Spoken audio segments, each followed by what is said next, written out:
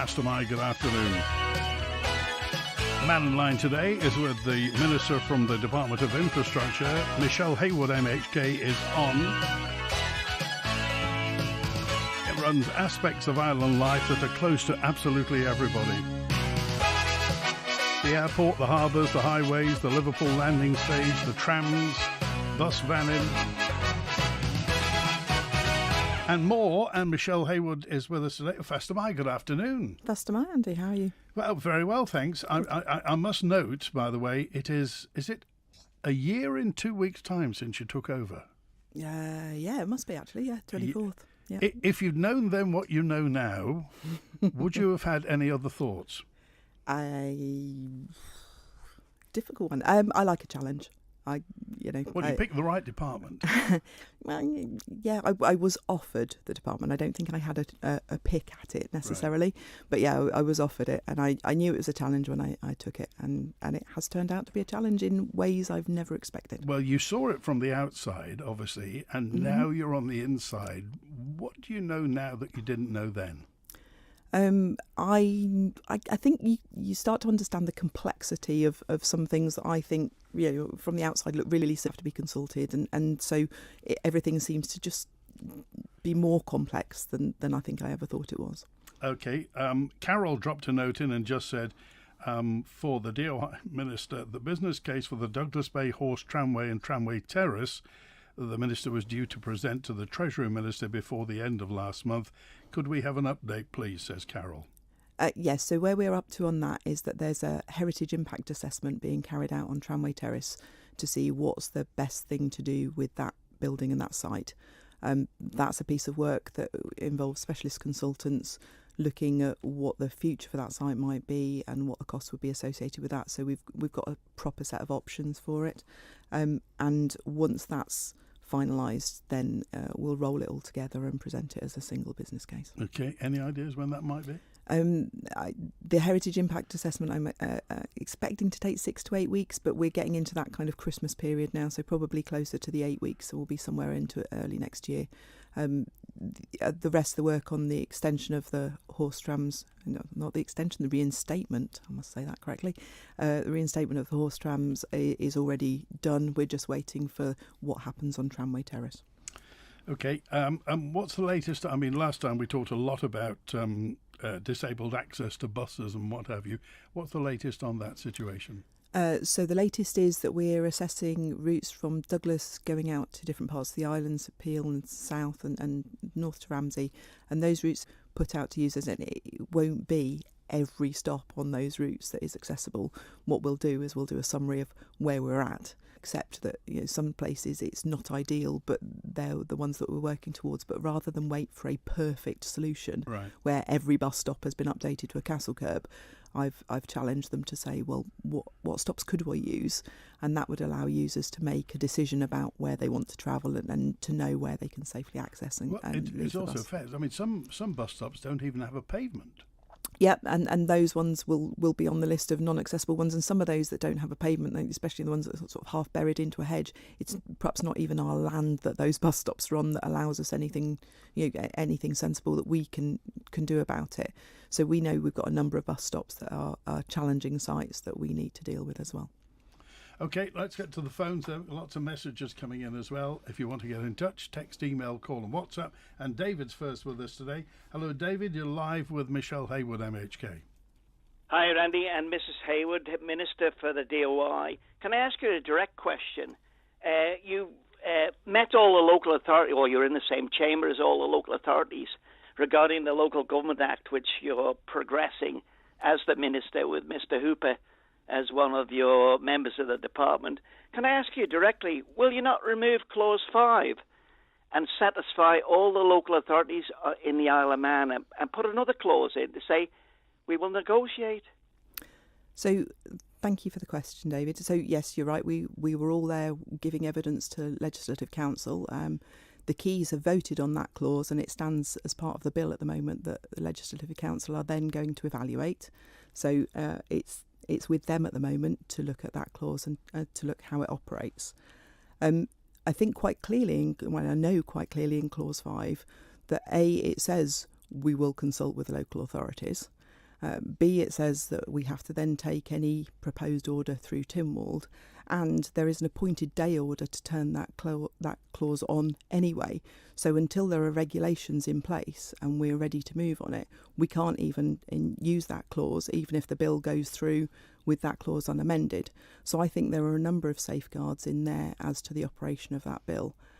It will be for Legislative Council to evaluate the discussion that happened in Keys and see if that clause as written meets what Keys had intended, and to check for unintended consequences or any gaps in it and propose any amendments that they might consider. Okay, just for new listeners, what is Clause 5? So Clause 5 allows the department, if it thinks the local authority is not providing a service or not providing a service to an acceptable standard, to go and consult with the local authorities and to see what the issue is and what could be done about it, and then to make an order that says to local authorities, you must do this. Now, there are certain things that local authorities have to do already. So in the Public Health Act, which is a weird bit of a legislation, they must provide for collecting of household rubbish. But there are lots of other things that local authorities do that our communities and our residents expect that they don't have to do in statute. And so what this does is creates a little bit of a vacuum where a local authority could decide that keeping their rates low is the highest priority thing to them, and in order to do that they would cut services. So things like their contribution to the swimming pools, or to amenity sites, or to libraries. So all of those things are not set in statute and not protected services, and so this clause gives the department a way of protecting services that we know our communities really, really want. And I think there was an interesting bit of evidence in the Legislative Council evidence session where one of the local authorities members said, but people in the West really want the reuse centre back at the amenity site, but we don't have to do it, so we're not going to. And that entirely exemplifies why new Clause 5 would be important, because that clause would allow us to say, well, actually, the standards for what we expect you to provide at an amenity site are this, and you're failing to meet them. So, that consultation then takes place. And I'm hoping most local authorities, faced with a consultation and the department indicating that it might move, would reconsider their decision to withdraw services. But if they won't, there is a mechanism in there to ask Tynwald to agree that those services should be provided. David? I look forward to the MHKs, which are responsible for each district, getting a common sense approach and removing that Clause 5. And David, I think the Minister has been disingenuous to local authorities in the Isle of Man. Okay. David, you know full well that the MHKs don't now have the power to remove that new Clause 5 unless Legco amend it and send it back to the Keys, in which case the Keys could choose to amend it again. As it stands, the members of the House of Keys have voted by majority to put that clause into the bill. So there isn't another mechanism necessarily that Keys are going to see that clause again. If Legco don't amend it, it won't come back to the Keys, it will just stand. Okay, so where's this come from? Where's the impetus for this clause? So Mr. Hooper spoke about this actually in his evidence that he gave to the Legislative Council, that in light of developments in the Northern Civic Amenity site in the summer, he urged local authorities who were members of the committee that were running that site to sort out their problems and to sort out their differences and keep doing it. This is the one where Bride didn't want to pay. Yes, and he famously did threaten to them at the time that if they wouldn't sort it out, because the residents up north absolutely want and deserve to have a functioning amenity site with the proper emphasis on reuse and recycling, he threatened them and he said, if you won't sort out your own problems, then the only mechanism I have open to me is to legislate. Because that's what members of the Keys are. We're legislators, and that's the levers that we can pull. And so, true to his form, back in August, I think he started working on some sort of clause that could be added into the local government amendment bill that would allow us to legislate for services to be provided. And it really is about protecting those services for residents. So when the local authority representative said, well, people keep asking us for a reuse centre, but we're not going to do it because we don't have to, that's entirely the point. If local authorities are not listening to what their residents want, then the department at the moment has no power to bring those services back. But we would with this clause. Okay, Michael dropped a note in to say, well, how has this come about then that some authorities are mandated to provide certain services and others, it's like the okey cokey, left arm in, left arm out. Some do, some don't. So all local authorities are subject to the same statute. So they're all mandated to provide household bin collection. Right. None of them are mandated to provide amenity sites. Right. They've done it as custom and practice, and it's actually quite a good thing for local authorities, because if you can get down the amount of household waste because you've taken out the glass and the metals, then you pay less going into the energy from waste plant for collecting those household bins. And so amenity sites serve that value of diverting things out of the very expensive gate fee for sending household waste into the energy from waste plant. Could you ask the Minister, says Dave, what's the latest in regards to the private landlords bill that's stagnated? It's back on my desk at the moment. So we know we need some regulations under there. I've asked officers, and there is a draft of those regulations floating around. It's down the list behind reviewing thresholds for those that are in public sector housing, and reviewing the thresholds and the purchase prices for housing purchase assistance schemes. But it's the next stream of work that needs to be picked up after those. So it is still on the radar, and he's right, it has stalled, and I think it's a very much overdue piece of legislation. And when would that, with a fair win, when would that be on the statute book? It's a quite complicated set of regulations. I'm not sure that we'll manage to get it into this administration. If I'm really brutally honest, I would hope, and I will push for that, but I don't know that we've got time left to deliver that. Andrea said, so where can residents find what services should be provided by the local authorities and by the DOI? So it depends on the so local authorities are the authority for street lighting, which is quite a strange one, because in the UK that's devolved to the highways authorities, and so highways design engineers decide where lights should be rather than local authority members deciding where lights should be. They're also responsible for bin collection, and they have very few other statutory responsibilities. There was an agreement, it's known as the Highways Charter, and it depends on which local authority you talk to as to how much they agreed with it or not. When the VAT crisis happened for the island, there were certain functions that Minister Gorn at the time handed over to local authorities, so maintenance of some footpaths and clearing of gullies and things like that. And some local authorities do that really, really well, and they've taken it on, and then others don't necessarily do as well. And so often we'll find the DOI step in and do emergency gully clearance when things start to flood. One of the pieces of work that I want to do with the local authorities is to revisit where we are on the Highways Charter, like obligations that they've got, and to kind of pin down that, because there is a little bit of a gap in there at the moment. Generally, the DOI are responsible for the main routes, and so we're responsible for keeping those clear and running, and the local authorities will be responsible for the smaller stuff. Is it true then that some of the authorities who have got increasing populations, so I'm thinking of obviously Maloo around Ballasalla and Braddon, their rating, and Peel of course, their rateable income is going up and up and up all the time, and there are other places where there's no increase in population, no increase in housing, and they're just subject to inflation, so their costs may be running away compared to their income. That's part of the picture. But when you have extra residences built in your, extra residential housing in your patch, you are obviously going to have to provide services to those. So you're going to have to provide the street lighting. You're going to have to collect their bins. So there are some extra costs come with that. But you're right, there is a little sort of uptick in terms of income. I think where the big differential comes is those constituents, those local authority boundaries that have a large amount of commercial business in them. So you mentioned Maloo and Braddon, and Braddon gets all of the rates from the hospital, and that's a huge amount of money. And so what you see is actually the residential rates are artificially low because there's this big whack of commercial income that comes in, and then you get So smaller, I can talk from Port St Mary's experience, there's very little business rates that come in Port St Mary. So the rate that people pay there is higher because they're actually paying the true rate for the service, because it's not being subvented effectively by business rates. And business tend to be very low users of local authority services. Often, they'll pay for commercial pickup for their waste and things anyway. So they're not using services in the same way as your residents are. Okay. And also, Braddon have got all the Cool Road.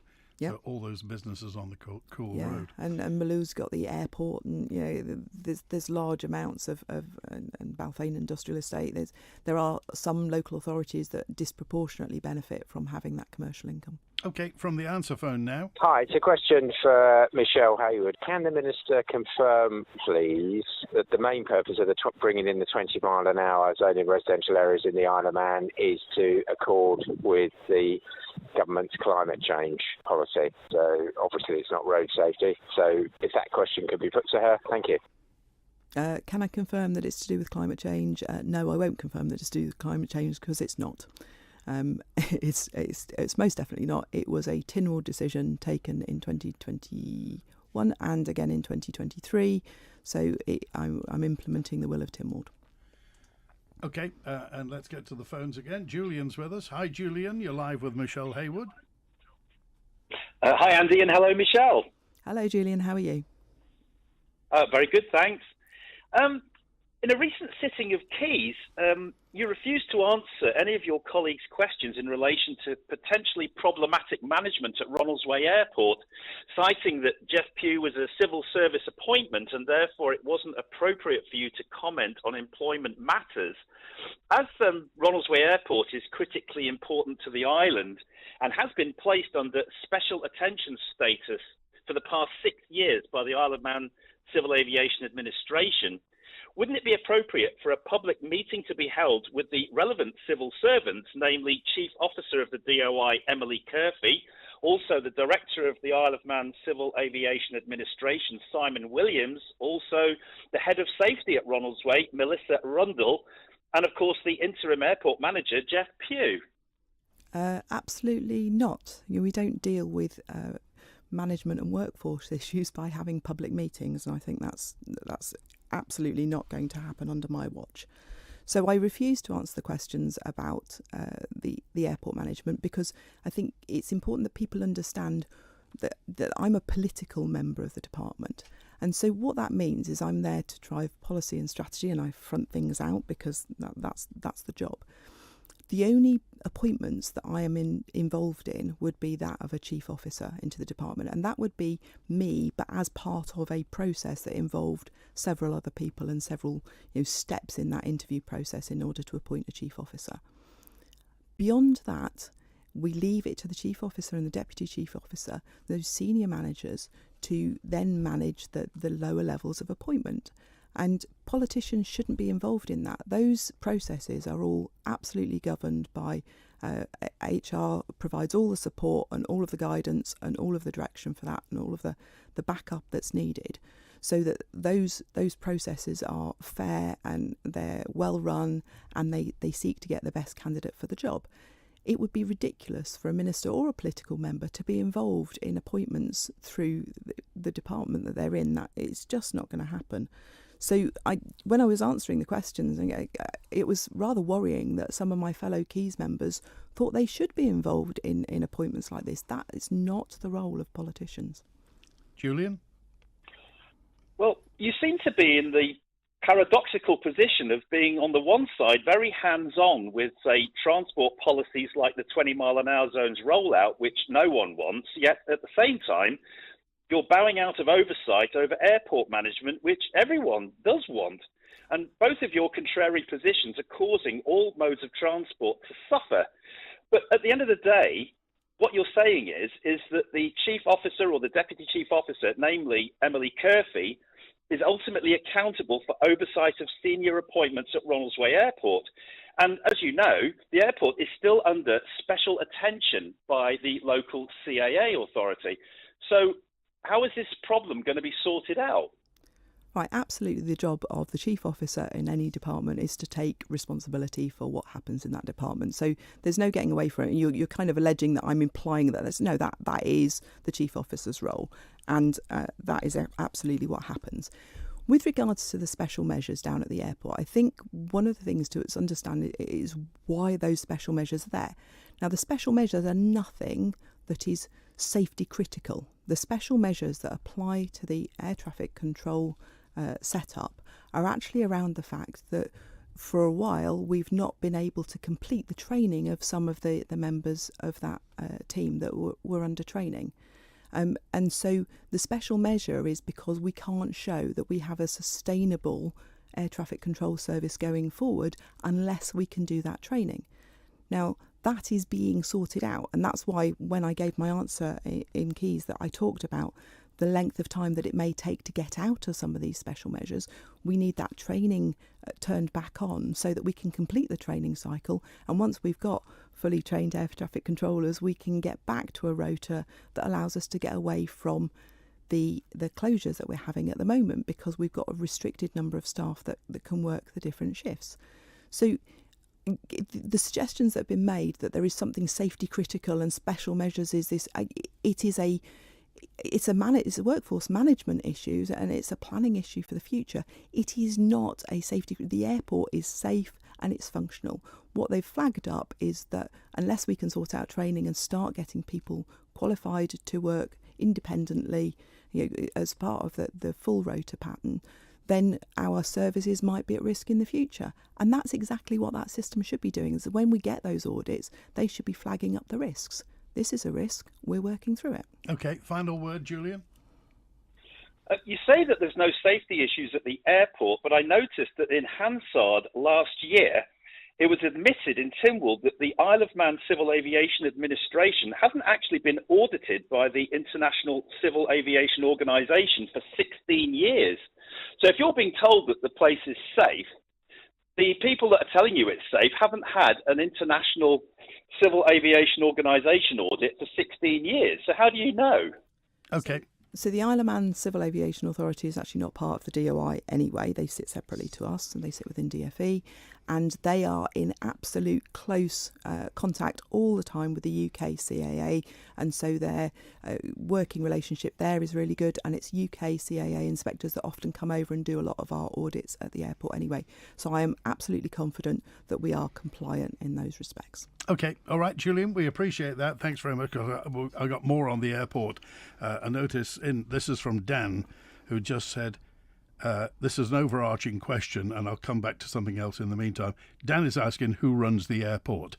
I must say that when Gary Cobb was on, the previous airport director came on, he seemed to be frustrated by the fact that of the compartmentalisation of the airport, in that different bits of the airport were run by different people, obviously handling, ticketing, the car park, who policed the parketing, who cut the grass and the flowers, all sorts of things, in that the airport director wasn't actually responsible for everything at the airport.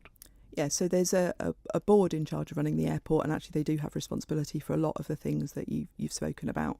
There's an operations director, there's somebody working on the commercial side of things, which involves the letting of things like the hangars that are on the site and things as well. So it's the airport board that run the airport. Okay, but it's just that, I mean, there was a situation, I think, was it last night, when there was a situation that the last Gatwick didn't go.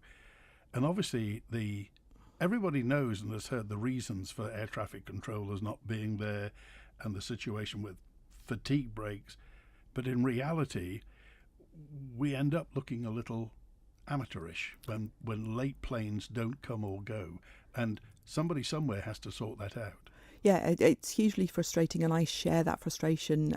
I've been the victim of a flight that's been problematic as well. I understand that the situation with this one was that actually the airline hadn't read the NOTAMs, the actual timings, and so they couldn't hold because they didn't have enough fuel on board. So it's kind of there's many like contributory factors to what happens, and I do get it. the key to this is solving the air traffic controllers, pay and conditions, getting the training switch back on, getting our status back up, and getting enough people that are working there so that those closures disappear entirely. So in terms of the airport, then last time we were here, you mentioned that government phones didn't work with the app and the parking at the airport. Do they work now? There's a business case out to change the parking, because we know it's problematic for a number of people. So I think the parking down there is going to change to something that's more like ANPR system, so you can just tap or pay with any card or any phone that's got a card enabled. Do we know how much money we've made from that app? I have no idea how much money we've made from the app. The parking, I think when we benchmark parking against what gets charged in other regional airports, we charge less probably for our parking. We get less revenue from it than we should. There are some problem areas for parking. So across in the Ronalds Way industrial estate, there have been problems there with people just abandoning cars there that are actually impacting on the businesses in there. So I've seen some recent correspondence between officers and the businesses, and we're looking at restricting the parking over there to allow the business that should be in that business area to work. Some people were parking in the hotel car park. Yeah. So it is a problem, and we know we need to step up some enforcement around there. But obviously, all that then is lost revenue to the airport as well. So and that parking does subsidise the services at the airport. So it's something that we need to sort out. Okay, from the sublime, i.e. the air traffic controllers, to the ridiculous, and it is a ridiculous subject, but it's an everyday subject. And it was a note in from Ollie who said, can somebody please get rid of the chewing gum that people spit out and tread onto the pavements outside the airport? It's the first thing our visitors see. Okay. There are machines that do that, aren't there? I think the Douglas City Council have one, don't they, that kind of steams and heats it up and scrapes it off and stuff like that. But I expect we might need to get a contractor in down at the airport. Yeah. But I'll pass that on to the airport board and ask them to get that sorted. We're live with Michelle Haywood, the Minister from the Department of Infrastructure, on Mannin Line at 26 minutes before 1. I'm so excited. Mum says we can go to Ramsey Garden Centre to get our Christmas decorations. They've got everything for Christmas in store now, from lights and trees to decorations and lovely gifts. Our Christmas always starts with a visit to Ramsey Garden Centre. It's open every day. It's amazing how new curtains and blinds can transform your interior. And in Millichap's curtain department, you'll be spoiled for choice. With made-to-measure curtains and thousands of fabrics to choose from, along with curtain poles, whether classic or contemporary, plus window blinds in a huge range of styles, from roller to Roman. And don't forget Millichap's fabulous selection of wallpapers, with free measuring service and installation available for windows and walls. It's all in store at Millichap's. Manx Solar Electrical offer wise solar and heating solutions for home and business. We're the Isle of Man's trusted experts in solar panels, Tesla battery storage and energy-efficient heat pumps, helping you power your home sustainably and save money. Call 66 5800 or visit manxsolarelectrical.com. Our island's energy reimagined. Get ready for a phantasmagorical adventure. Chitty Chitty Bang Bang at the Gaiety Theatre, November the 15th to the 22nd.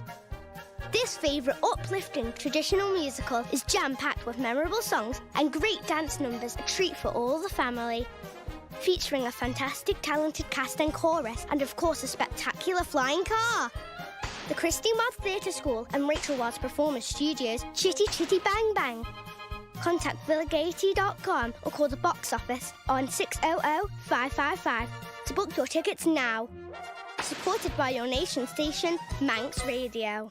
Coming up, we have another winning weekend here on Manx Radio. And this weekend, we're giving you the chance to win a £100 fuel voucher to spend at any Ellen Vannin Fuels outlet. Ellen Vannin Fuels is your first port of call when you need to top up your car. They also offer a great shopping experience too. To win, all you need to do is listen out for our winning question, which we'll ask on air right across the weekend. And once you've heard it, text your answer to 166 177. Make this your winning weekend with Ellen Vannin Fuels and your nation station, Manx Radio. The Mannin Line with Andy Wint. And Michelle Haywood MHK is here, the Russian MHK, Minister at the Department of Infrastructure. And Andrew, you're live with Michelle Haywood. Andrew, good afternoon. Good afternoon to you, and good afternoon, Minister. I have two items, please, if I may. Firstly, the Liverpool ferry terminal and the the issue with the fender not being in the correct position. So I'm wondering, fender. please, if you yes, so if you can let the listeners know, has it been identified, please, who was responsible for signing off the design for the fender in the wrong position that doesn't fit either the Manxman or the Ben McCree? Okay, so the fender we're talking about is the one that is most upriver, and that fender is actually used by Mannin to manoeuvre away from that berth at certain states of the tide, and she pulls forward and sort of pivots off it so she can bring the stern away from the landing stage. So the problem was identified last year, and there was very early on in the design, there was a berthing study that was commissioned by a specialist from a specialist company that looked at where the ropes would have to route from the Ben McCree to berth onto that, and then the Manxman was designed so that the ropes would route in a similar way. So the design, worked for both. It became apparent last winter that at low water, what happens is the ropes go up and over the fenders, and that puts a bend in those ropes, which is beyond the working tolerance of those ropes and risks causing sudden catastrophic failure.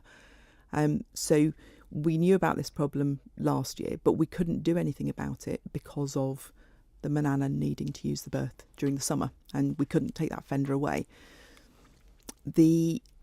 I'm still unclear as to where the problem exists, whether it was in the berthing study, whether it was in the design of the fenders, whether it was in the installation of the fenders, or what. And that is being worked through. There are a number of companies that were involved right the way through, from project management, design, fabrication and installation, that we have to sit down and work out. And we're already involved in those discussions with them. With the aid of specialist lawyers. So I don't know the answer to the question. I want to know as well. Trust me, I want to know the answer to this one too. So all of those factors have contributed to where we are now. The important thing from my perspective is to get that berth working as soon as we can. And that means removing that front fender to allow the Manxman to berth in there across the winter. So I would imagine then the question is, why didn't somebody spot this before? I don't know that answer either, because I don't know that as well. I want to know that. Yeah, if you don't know where the fault lies, it's hard to say, well, who signed off on this? And I genuinely don't know if it was originally the berthing study is wrong. All of those things happened sort of well before my time, but they're all complex engineering questions, and I at the moment I don't know, but I know work is underway to ascertain that. And the work is underway to ascertain that, and it's really important to do that because there are now costs associated with the fact that the fender doesn't work with the vessels as it should. So there will be some liability for those costs, and so it's important to determine where the process went wrong. But of more importance at the moment is to fix the issue, which is the work that's underway at the moment. Andrew? So thanks very much. You've answered the question about costs, so hopefully it won't be Joe Public that's paying for this. My second item, please, is about buses. About buses. Please, Minister, can you tell us how much has been spent on bus replacement in, say, the last 3 years, and going forward, what the costs will be for bus replacement over, say, the next 3 years?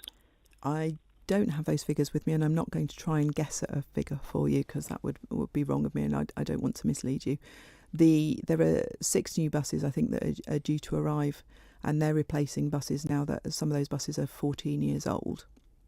And so we're anticipating delivery of those. Rights are finishing them up, and I'm hoping they were going to be on the island somewhere around last week into this week. I think there might have been a slight hold up on just I can't remember, somebody was checking something about them. But we have a policy of replacing buses before they get too far to the point where they start to devalue, because that means that the second-hand bus has some residual value and we can usually sell it on. I think some of our buses have ended up on, buses on airports where they're literally doing that little run from the terminal to the airplane on the larger airports. But we run them as far as sort of it is economically viable before the faults start to accrue on the engines and things, because the important thing for us is there is no other bus service on the island. So if you were in, say, Manchester, there are 4 bus companies that compete for some of those routes, and so if your preferred supplier doesn't turn up, there'll be another company that comes along in short measure. That doesn't happen on the island. So for us, the reliability of the service becomes important, and that's part of what drives our replacement of the buses. Andrew? Okay, so I'm hazarding a total guess here, but you've got an outlay of, say, £1.5 million for 6 buses. So was it critical that these buses are replaced this year, and could they not have been deferred until next year, in next year's budget? And then you could have used that £1.5 million towards relaying the tram tracks, because that's easy to move the money around in the department, as we know, because money was moved around previously, which had been allocated. And now my understanding is you're having to do a business case to justify spending some money to relay the tram tracks, whereas surely just reallocate the budget, defer bus purchases for a year or two, and just spend the money, spend whatever it takes to get the tram tracks down, and then you can just go to Tynwald and say, well, look, please, we need supplementary money here. We've spent money to put the tram tracks down as per the will of Tynwald on 2 votes. So there you go. Job done. I'm going to upset you here, because actually the buses were subject to a business case as well. So the money for replacing those buses didn't come from within the sort of standard funding that the department gets. There was a business case for those, and there was extra money gained for doing that. So I can't just slide money around between a business case that was written for buses and reinstating the horse tram tracks. The money for the horse tram tracks was all part of the bigger project of renovating the prom. It was all done under the auspices of that project, and all the money allocated for that project was spent because of cost increases due to the cost of rising materials, and due to the work slowing down because of the impact of COVID and not being able to have people working in close proximity and work being suspended for a while. All of those things contributed to increasing costs. So the prom project came in on budget, but it didn't complete all of the work. So it's not that we've taken money away from the horse tram extensions, it was that the minister of the time signed off on, let's get the rest of it finished within the budget, and didn't come back necessarily to ask for budget. And if you go back to when the prom work was being done, everyone hated the fact that it had taken so long and it was so disruptive for businesses, and government were providing support to businesses along there because of how disruptive it was. And so the minister at the time took the decision not to delay trying to get extra funding, but just move on and get the project finished so we could get the vehicles back on the prom and get it reopened. I can't undo what's happened with time. I can't find that money because it has been spent on the prom. So I will have to take a new business case. Final word, Andrew. I understand that, but surely it's a matter of, as you say, get the work done and then go to Tynwald and say, look, we've got the work done as you voted on 2 occasions, now you have to pay for it. That's it. Okay. Manx Care seem to be able to just spend money outside of budget, go to Tynwald fund it. DOI, do the same. Get the job done, please, before the anniversary, and then just go to Tynwald and say, OK, we've done the job, pay for it. Thanks so much. OK, all right. Andrew, thanks for that. Well, there was a question in from Viv as well, and Viv said, it's a simple one, this. Could the Minister confirm there isn't somebody inside the DOI who, whenever the question of the tram tracks comes up, puts a big red line through it just because? Do the horse trams have an enemy in DOI? Not that I'm aware of, and in fact I think the person with the red pen is usually me, because I'm a bit of a stickler for grammar and spelling and stuff like that. So if I see anything on a business case that, you know, isn't quite done right, it'll often get a bit of red pen, and I know the officers kind of like roll their eyes at me when the red pen comes out. So, you know, mine's the red pen, and I'm definitely not holding up the business case. Okay, so the situation what is the next stage with the completion of the horse tram tracks to the sea terminal? So for the reinstatement, that those plans obviously exist, because it was work that was going to be done anyway. We have the rails. There will be costs for installing it, and I know what that business case looks like. My decision has been, and this is partly in light of the fact that it is the anniversary coming up next year, is that Tramway Terrace should also be included in this. So actually, what I'm looking for is investment in the continuation of that service as a whole, which involves sort of both ends of the track, if you like. So we're waiting for that heritage impact assessment to occur, so that I know what my options are on Tramway Terrace, and that we can move forward on doing something sensible with that. That will need funding, and so I'm putting the two business cases together to come back to Tynwald in one go and say, in its 150th anniversary, I would like you to commit funds to cementing the future of this provision. And I just want to pick up on something that the earlier caller said.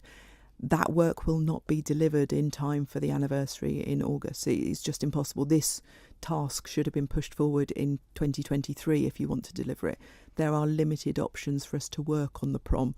We can't do it during TT period. We'd be pretty insane to start trying to dig it up, especially in close proximity to the sea terminal when we have thousands of visitors arriving. So there is absolutely no way that I'm going to be able to deliver that work in time for that anniversary. What I'm hoping, I've done when the business cases are all put together and I take them to Tynwald, is that Tynwald will agree with me that actually funding should be allocated to cement the future. So at least in the anniversary year, we can be able to say that this excellent sort of heritage tramway that we've inherited and that we're now responsible for as guardians has a future, and that we've sorted out the Tramway Terrace issue, which is so integral to how the stables work and the visitors being able to go down there and see the horses. It's a brilliant attraction, and that we've managed to extend that track back and reinstate it back to the sea terminal. Al, could the Minister explain the shocking state of the Laxey Coast Road? It's been a mess for 15 years. The only money spent has been on curbing for the trams and some drainage work. Nothing's been done to the actual road surface, which is becoming unusable.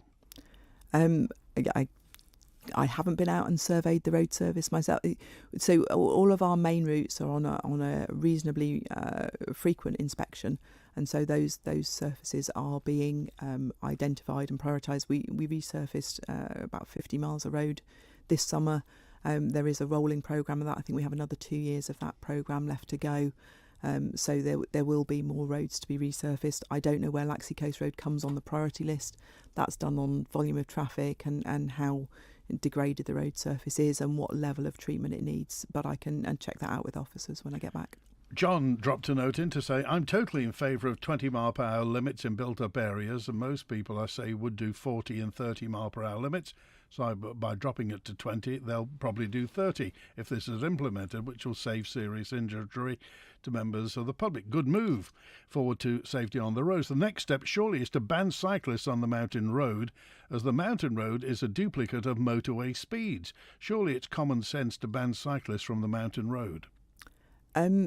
It's not something that I've considered or have presented to me to ban cyclists on the mountain road.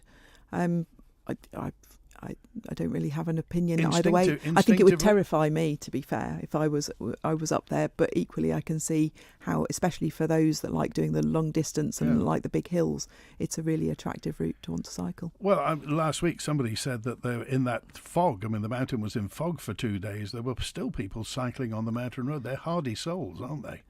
They are hardy souls, but I think my observation about the mountain road is, and lots of people have said it to me about the 20s, is, we're all responsible drivers and we all drive to the conditions. And my general observation is, actually, we're not always driving to the conditions. And the mountain road still being an unlimited speed in those foggy conditions is just bonkers as far as I'm concerned, because everyone should be slowing down up there, but yet we know that people will still try and drive at 70 or 80 miles an hour even when the visibility is really restricted in front of them. Steve, hello Steve, you're live with Michelle Haywood. How are you doing? You okay? Very well. Right, living the dream. I've got an issue I want to put to the Minister. I want this issue explained if you can. You've just mentioned that you resurface roads, you've done so many miles of road, and it's such a proud thing to say, I've done so many miles of road, and the main routes are all done. I wonder whether or not you've driven the road, which is from Douglas to south. Let's discuss the Santon Road, where the bridge is. You've resurfaced all the top, and you come down to Santon, and it ceases the new tarmac, and then you're on a slalom. The road's that bad, it's collapsing over the bridge. It is collapsing really badly to the left-hand side. And all you get told is, oh, we don't want to disturb that. We don't know what we're going to find. We'll get onto that in a second. I'm sick to death of my vehicle being damaged by your roads. And every minister will come and go, and you're too fast to go and jump onto an issue that doesn't need doing, wasting money, 20-mile-an-hour speed limit signs that we never needed before, but we suddenly need them now. Why don't you spend the money and get these roads put right? Or, if you can't put the roads right, you pay the repair work to our vehicles, because it's not fair. That road at Santon is an absolute death trap, and you know exactly what I'm on about and where I'm talking about. Okay. Yeah, so I obviously live down south, and I drive that road regularly, and I agree with you, that road is in need of rebuild. I was shown plans nearly 2 years ago to rebuild that road. It is a significant part of a piece of work. So unlike past Mount Murray, and through that top bit there, where we were allowed to put traffic lights on and work on the road because it's wide enough, in order to do that next stretch, we will have to close the road entirely. It's too narrow to have workmen on one side of the road and to allow traffic to pass. So this is Santon Bridge by the Santon Steam Railway Station. Yeah, so as you go over the railway bridge needs replacing, you're right. The road is collapsing and deteriorating underneath, you're right. There is significant water that washes across the road as you go towards the little chicane before you get to the ferry bridge. All of those things, you are absolutely right. And the department recognises that. The department has a scheme to do that. Our big challenge is that the road will have to be closed for 9 months to reconstruct that. Such is the level of work that needs doing. Now, during that time, that means I will have to divert HGVs and buses either onto the old Castletown Road or via St Mark's. And there are some significant concerns about that. And there are concerns from the emergency services about their ability to access down south and to transport patients back up to the emergency department at Nobles. There's all sorts of challenges around that. So you're wrong to believe that the department doesn't know about this piece of work. It genuinely does. And there's been lots of work by the engineers to work up exactly what that scheme looks like and to think about the timelines and the scale of work that needs doing. We haven't got as far as doing it yet because it is so large and because there are still these real concerns. I was consulted just as a constituency MHK, so before I joined the department, and myself and Mr Glover and Mr Morehouse and Mr Watterson were all consulted about it, and we were all really concerned about the impact of a 9-month closure on that stretch of road. So I appreciate that the road surface is collapsing, and you know, the only thing I can say is just what I was saying just now. You drive to the conditions. No alternative to a 9-month closure. No, it's too narrow between the hedges and the walls and stuff. You can't have working on one side of the road and cone it off. There just isn't enough space to allow a carriageway to work on the side of it. Okay, Steve? So the road has to be completely closed for that period. I'm sorry, but that's been like that. I hear you. I can hear what you've explained. Well, here we go again. That's been like that for 15, 20 years, and left and left and left and left. All we know about it. So clever, the MHK, the way they talk and everything. Oh, we know about it. It's going to get done. Why not bring an English company over and they'll do it in 3 months and I can put money on that? Okay, well, just tell me what damage has been done. What sort of vehicles are we talking about, vans or trucks? Well, you're getting your drop links, your ball joints, your shock absorbers, your undercarriage. You only go to mechanics and ask them the questions and they'll tell you straight the state of these roads. And I've just paid £35,000 for a vehicle and it's knocking already underneath. And I can tell you, if you go down that road at 30 miles an hour, you can feel the substructure, subframe of your car. It's like speed bumps upside down, Andy. And your vehicles are hitting these trenches and it's jolting the entire suspension unit. It is wrong to say, well, we've known about it, but we're discussing, but we're a bit scared, but we're going to just go and get it done. How does England go on? Why is it always with the DOI a problem? Why is it always, we can't do it for this reasons? Well, why do we say we can do it for these reasons? Divert the traffic. Just get on with it and stop wasting money on other things. These roads are in desperate need of your attention. We can't do it. All right. You have got the authority. All right, Steve, we appreciate that. A final word, Michelle Haywood. Oh, just to say thank you to all the callers today. I like coming on the show because the variety of topics is always great, and that reflects how much DOI actually does. Just regarding the Santon Bridge, when would that happen? If with a fair wind, when could that start to happen? We're committed to doing Balthain first. That's going to cause significant disruption for the traffic from down south because that's going to need to be rerouted for about 6 months. We will be allowing traffic to pass through the site, but only in one direction. So we won't tackle it until we've done that bit. Okay. Thanks for being with us today. I won't see you before Christmas, so a very Merry Christmas and a Happy New Year. It's only November, come on. And thanks to Chris on the phones today, and thanks to the Minister Michelle Haywood MHK. We're back with an open line tomorrow on Mannin Line. WINT. Darker days and damper conditions require